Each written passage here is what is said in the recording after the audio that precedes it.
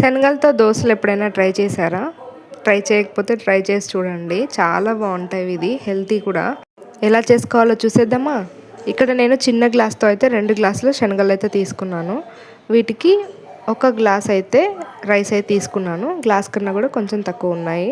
ఈ రెండింటిని బాగా మిక్స్ చేసుకొని మంచిగా నీట్గా వాష్ చేసుకోవాలి. చాలామంది దీంట్లో మినపగుండ్లు కూడా యాడ్ చేసుకుంటారు. నేను అవేవి యాడ్ చేయట్లేదు. ఈ రెండింటితోనే ట్రై చేస్తున్నాను చూడండి. ఇవి 2-3 సార్లు నీట్గా వాష్ చేసుకున్న తర్వాత మంచినీళ్ళు అయితే పోయాలి. మంచినీళ్ళు పోసిన తర్వాత పక్కకైతే పెట్టుకోవాలి. రాత్రంతా నానబెట్టుకోవాలి వీటిని. ఇవి నైట్ అంతా నానిన తర్వాతే మనం పొద్దున్న పిండి అయితే పట్టుకోవాలి.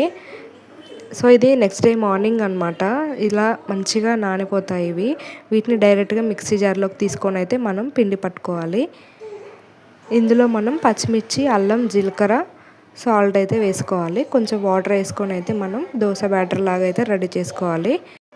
చూసారు కదా, నేను ఇలా అయితే పిండి అయితే రెడీ చేసి పెట్టుకున్నాను. ఈ కన్సిస్టెన్సీలో ఉంటే మాత్రం సరిపోతుంది. పిండినంతా ఒక గిన్నెలోకి అయితే ట్రాన్స్ఫర్ చేసుకోవాలి. సాల్ట్ ఆల్రెడీ యాడ్ చేసాం కాబట్టి ఇంకేం యాడ్ చేయాల్సిన అవసరం లేదు. వేస్తే పైనుంచి కొంచెం జీలకర్ర అయితే వేసుకోవచ్చు, లేదంటే ప్లెయిన్గానే బాగుంటుంది. ట్రై చేయకపోతే మాత్రం ఒకసారి ట్రై చేసి చూడండి. చాలా బాగుంటుంది ఈ రెసిపీ అయితే.